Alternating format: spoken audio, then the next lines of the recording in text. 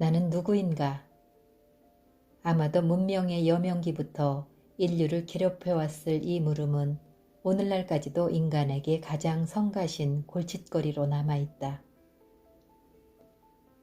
역사상 실로 무수한 답들이 제시되어 왔지만 그 어느 것도 아직 속 시원하게 우리의 존재론적 의문을 해결해 주지 못했기 때문이다.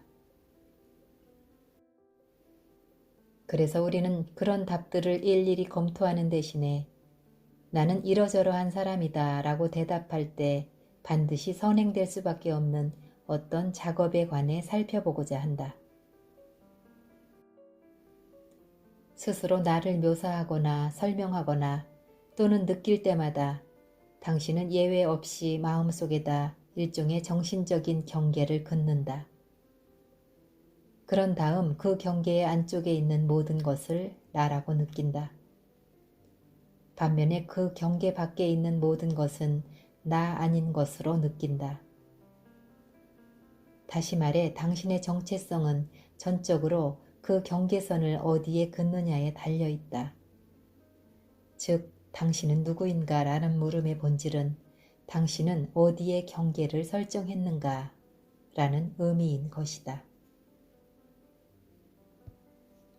안녕하세요. 낭낭서가입니다. 오늘의 책은 정신세계사 출판, 켄 웰버 지음, 김철수 옮김, 무경계, 나는 누구인가에 관한 동서고금의 통합적 접근입니다. 어떤 사람이 당신은 누구인가 라고 물었고 당신은 그 물음에 대해 조리 있고 정직하고 가능한 한 상세하게 답하고자 한다. 그때 당신은 실제로 무슨 일을 하게 되는가? 그때 당신의 머릿속에선 어떤 일이 진행되는가?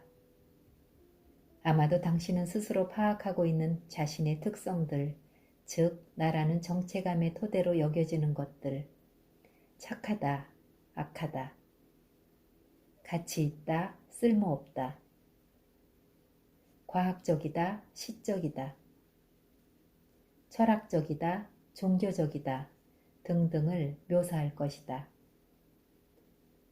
예컨대 나는 이러저러한 재능을 타고난 특별한 사람이다.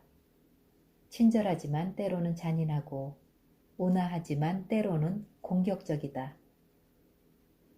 아버지이자 법조인이고 낚시와 야구를 즐긴다는 식으로 생각할 것이다. 그렇게 당신의 느낌과 생각의 목록은 계속 채워질 것이다.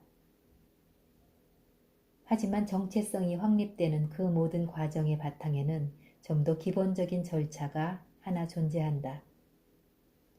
즉, 나는 이러저러한 사람이다 라고 답하기 위해서는 반드시 어떤 작업이 선행되어야 한다는 것이다.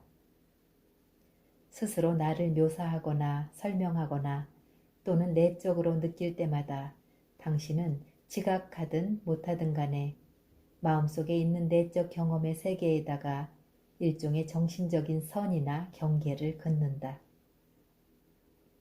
그런 다음 그 경계의 안쪽에 있는 모든 것을 나라고 느끼거나 나라고 부른다. 반면에 그 경계 밖에 있는 모든 것을 내가 아닌 것으로 느낀다.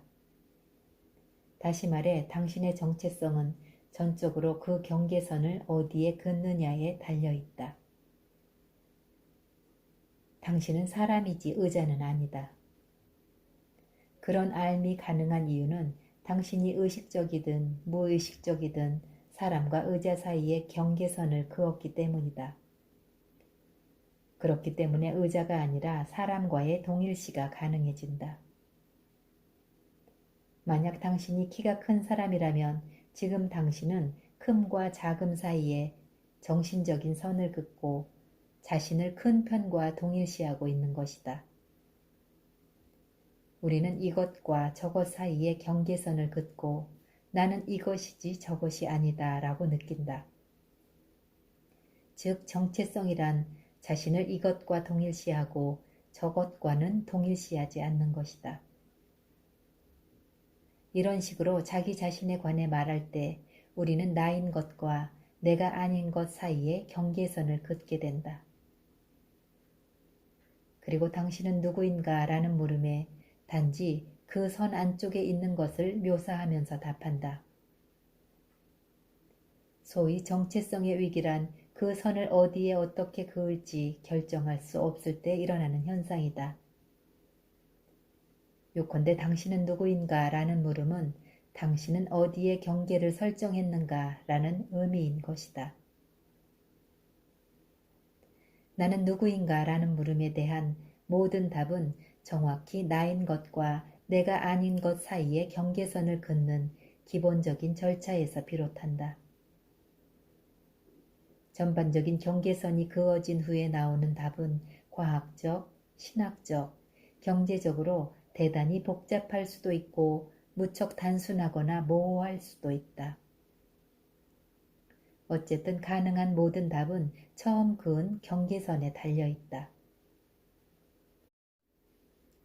이 경계선에 관해 가장 흥미로운 사실은 그것이 쉽게 변경될 수 있다는 것이다. 경계선은 다시 그어질 수 있다. 내 영혼의 지도를 다시 그림으로써 우리는 이전에는 미처 가능하다거나 얻을 수 있다거나 바람직하다고 생각하지 못했던 것들을 그 새로운 영역 속에서 발견하곤 한다.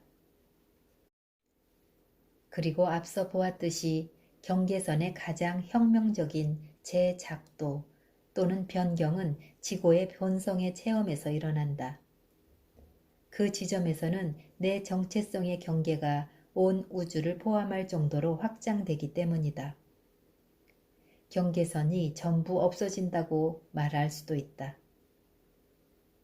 나 자신을 하나의 조화로운 전체와 동일시한다면 그곳엔 더 이상의 안팎이 없으므로 그 어디에도 경계선을 그을 수 없다.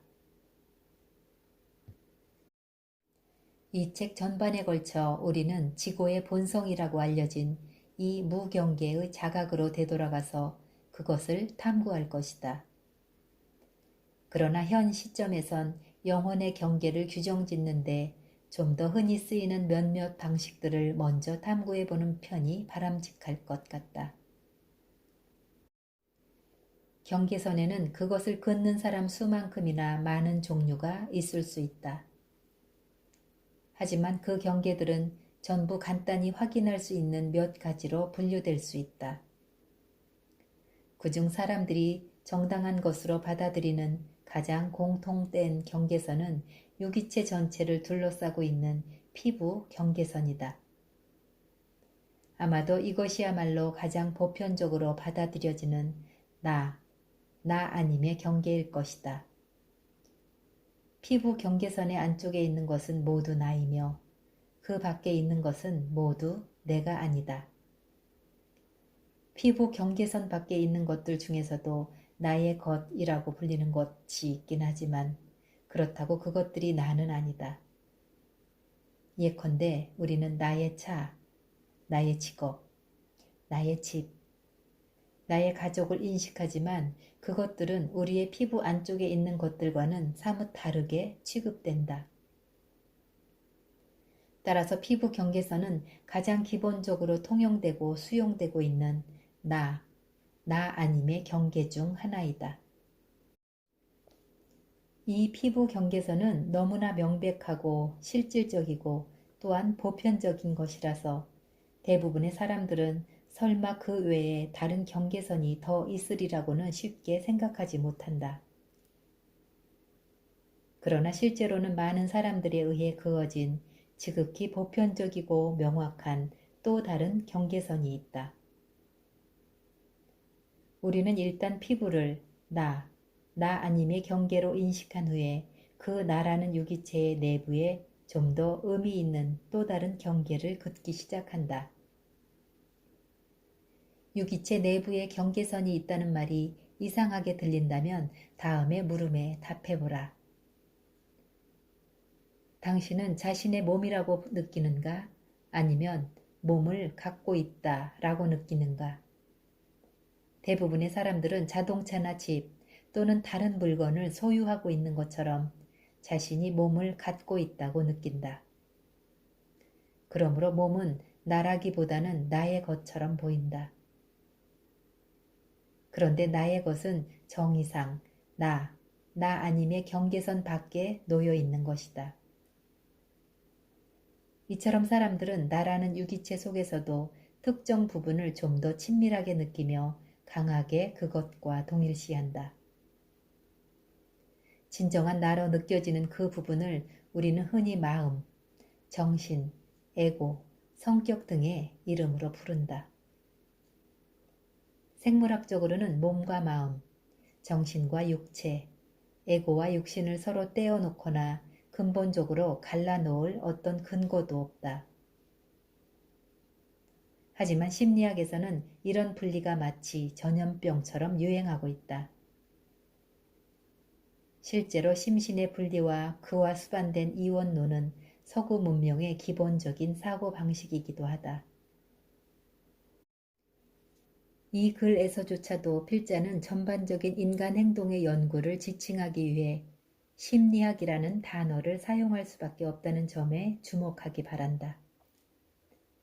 그 단어 자체가 인간은 기본적으로 마음이지 몸이 아니라는 편견을 보여준다. 성 프란체스코조차 자신의 몸을 불쌍한 나귀 형제라고 불렀다. 대부분의 사람들이 마치 낙이나 노새를 타고 있는 것처럼 스스로 제 몸 위에 어딘가에 올라타 있는 듯 느낀다는 사실은 부정하기 어렵다. 마음과 몸 사이의 경계선은 분명히 출생 시에는 존재하지 않았던 기묘한 것이다. 그러나 성장 과정을 통해 나 아님의 경계가 그어지고 그것이 더욱 강화되기 시작할 때 우리는 점차 자신의 몸에 대하여 모순된 감정을 품게 된다.